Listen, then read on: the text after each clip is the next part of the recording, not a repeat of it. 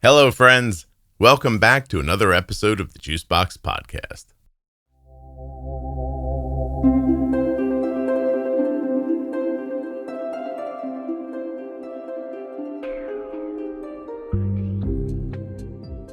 I know a lot of you aren't into Facebook and other social media, but it doesn't mean there's not good information over there. So I thought maybe I would bring some of the wisdom from Facebook to the podcast. Today, we're going to be talking about what people do to relieve their stress. This is a short episode, just a few minutes, but it has a ton of great examples from real listeners and people just like you. They're going to let us know what they do to relieve their stress. When you're done, maybe you'll have a new idea that will help you. Please don't forget that nothing you hear on the Juicebox Podcast should be considered advice, medical or otherwise. Always consult a physician before making any changes to your healthcare plan or becoming bold with insulin. This episode is ad-free, but there are a ton of great advertisers that are supporting the show. You can click on the links in the show notes of your podcast player or find links at Juicebox Podcast to everybody who is supporting the show. If you're enjoying getting it for free, you have them to thank. So if you need one of their devices or services, it would be great if you used my links to check them out.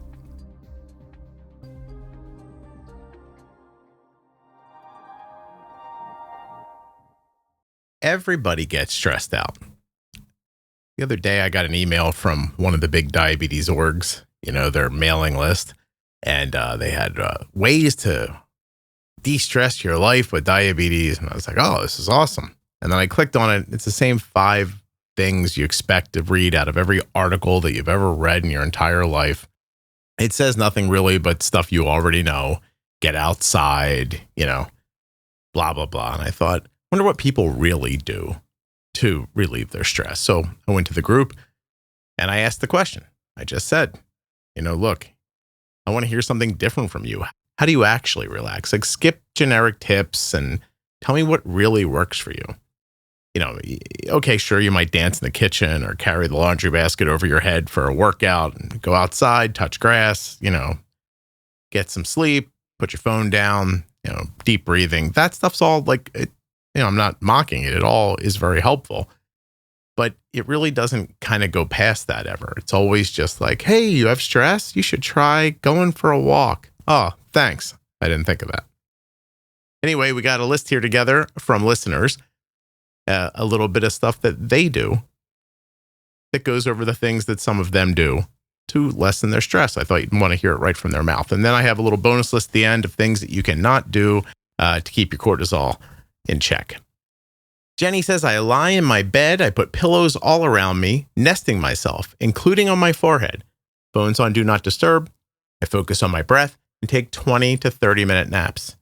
I always awake refreshed afterwards. There you go. That might work for you. Pile yourself in a pillow fort.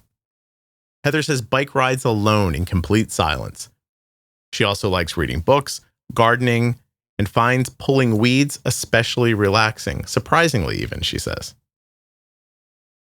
Let's see. Marcy says, go for a drive in the side-by-side with my hubby and check out the cows. I wonder what the side-by-side is. Just to be outside with nature, but not doing yard work. She likes to go look at cows. TJ takes a walk. Anne, dog therapy. Sounds like she likes to play with her dog. Tammy said, I online shop, fill my carts, but then don't buy anything. Let's see. Kayeda, I spend a lot of time lounging in my backyard attempting to do crossword puzzles. I read or scroll on my phone, polish my nails, take a walk, binge my favorite programs. I also write in my journal a lot to relieve stress. Adriana has a problem. She has a grapevine on her property. It needs cleaning out, so she says she goes outside and rage chops it. Makes her feel much better.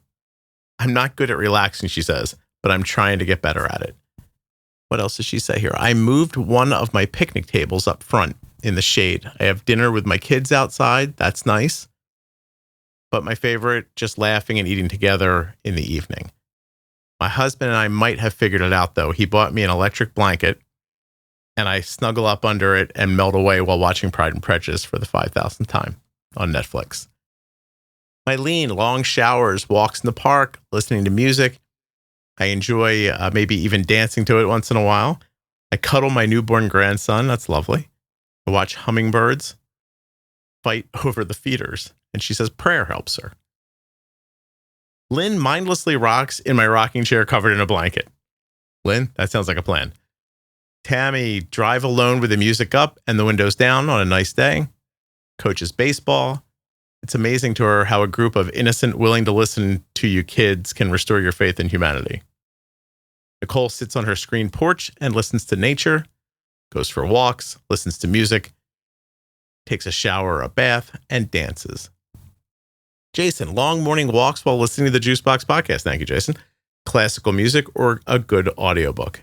I like floating in a pool while listening to the Beatles, Willie Nelson, Queen, or sitting in silence for 15 to 30 minutes when those rare opportunities occur. Beth Ann has a bird bath outside of her sliding glass door. She says, each morning I clean it out, fill it up with fresh water, and before I even go inside to drink my coffee, they're all sweeping in, drinking, splashing, playing. The birds bring a smile to her face. I have to admit, I thought that was a really great idea. Made me want to get a bird bath. Heidi says, cycling, floating in the pool. It's good for me. It relaxes me, and I find it helpful for my mental health. Also love weeding, but weeding gives me low blood sugars. A comforting television show. I also love to put on my AirPods and go in a place like Ulta or Sephora and try on different lotions. This is who is this? Christiane. Different lotions and potions. It's like aromatherapy. Right now, a cool evening in the backyard inhaling the honeysuckle that's growing everywhere is very relaxing. Dana says relaxing is easy. Watch TV, read a book, play with her dog, sit in the yard. Life isn't really stressful most of the time for me. Oh, Dana, awesome. That's cool. Isabel says she makes lists for me. And let's see, listening to lively worship music, says Mary, and dancing along, sitting on the couch and drinking tea while reading a good book, says Dana. Sylvia travels, chats with friends, and watches docs about serial killers. She is not the only person on this list who said serial killer documentaries. Nicole asks, I can't be the only person who relaxes by watching docs about serial killers and psychos, can I? Apparently you're not, Nicole. There's a number of people in here that also do the same thing. Patricia takes a leisurely ride on her mower, listening to the podcast to clear her mind. And she sits back and enjoys the serene atmosphere on her patio, watching birds feed, soaking up the sounds of nature. Charlotte enjoys times of silence when her kids go off to school. She takes 15 or 30 minutes then to decompress. I take that moment to slow my roll. And because my dad used to do some form of wacky meditation with me, I use his tactics of blocking everything from my thoughts. It's really hard sometimes. And just bringing myself to peace by trying is valuable. I also read biographies, women's biographies who have the same disorder as I do. Oh, and she faithfully did meditation at least a couple of times a day for 10 minutes. Meditation is a big deal. I think it's something everybody could benefit from. Nico comes to the Juicebox Podcast Facebook group and helps people to help get rid of her stress. Isn't that nice? Rosanna, game night with my grown kids, tea parties with my grandchildren, a novel. Jamie said she's going to start setting timers on her social media apps so she's not on them too long. And when I'm stuck in places like doctor's appointments, I might use Duolingo to learn a language or bring a Kindle to read a book instead of doom scrolling. It's a good idea. Let's see. Traveling, getting away. And then somebody just comes in and thanks everybody for their thoughts. There's a number of people who said they listened to the podcast, but I thought that sounds self-serving, so I skipped over those. Here's a couple of don't do's for you. Doom scrolling, not good. Binge drinking or sugar bomb treats. They're good for like 10 minutes, of course, but you're going to get a spike of cortisol and it's going to wreck your sleep later. Do not do all-nighters. That puts you in like a hormonal problem, could make you cranky, anxious, brain, whole thing. So don't just power through all night. Venting exclusively to comment sections. Please don't get on the internet and fight. It raises your blood pressure. Phone a human instead. Talk to a real person. Self-diagnosing with 25 browser tabs open. Spirals the worry without a plan. Stuffing emotions. Do not just say, I'm fine. When you stuff those emotions, it guarantees that they're going to come back and get you later. And that's it. That's what I got for you. That's everybody's responses. We got 55 comments. And I've read what I think are, basically all of them here that make sense for this. I hope you like this little episode. Why don't we call it like Facebook wisdom? How about, no, tribal wisdom. Tribal wisdom. That's a good idea. Next one is going to be about, I don't want to tell you what it's going to be about. You'll find out. Thanks so much for listening.